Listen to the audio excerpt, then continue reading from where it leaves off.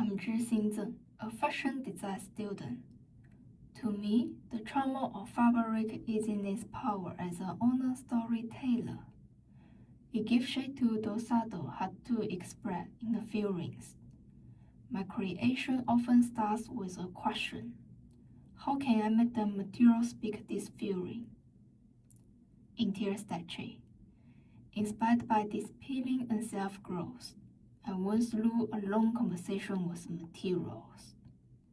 At first, I saw ready-made hard spike onto soft fabric. It was like a fly, like a shot, but it's like a later. Then I tried to use Allen Cross style to simulate it. It is too still, frozen like in the dynamic flow of light. The breakthrough happened with in-depth traditional craft exploration, an innovative material experiment. Shibari showed me constraint could be woven into fibers, like a body members that once moved out. Silicon showed me precision in a half shell, but a soft, flexible like barrier that grows from within. Finally, shaping pipe cleaner with fire around me to turn painful outside loose into inner framework that now holds me out. In my project, the pressure of social precisionism on the individual forms the starting point of my research.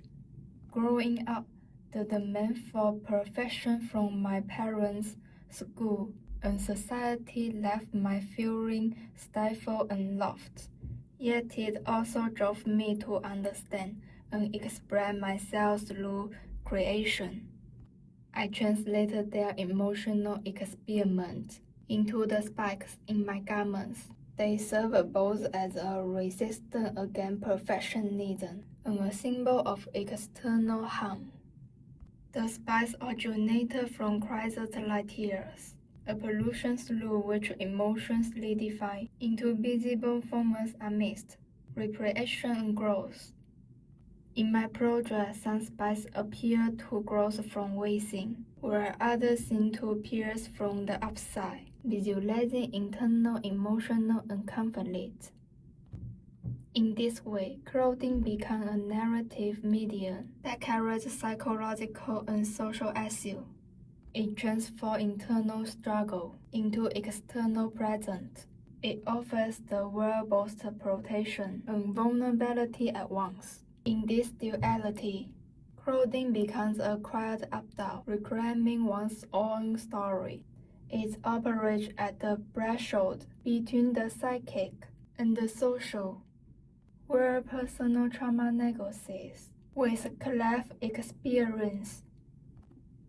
In this sense, clothing functions not as a resolution, but as a site of continuous negotiation, a material interface where psychic distress becomes a society legible, and where the wearer engage in an ongoing process of subject formation through the very act of wearing.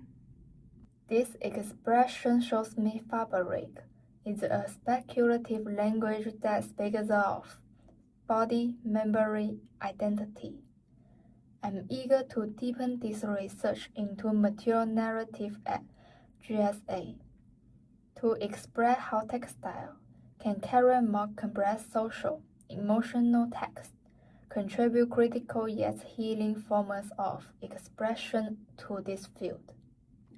In clothing, it is precisely the visual through which this narrative becomes most intimately tied to the body, most directly striking to the human heart. It is where the eternal becomes visible, and the unspeakable find form.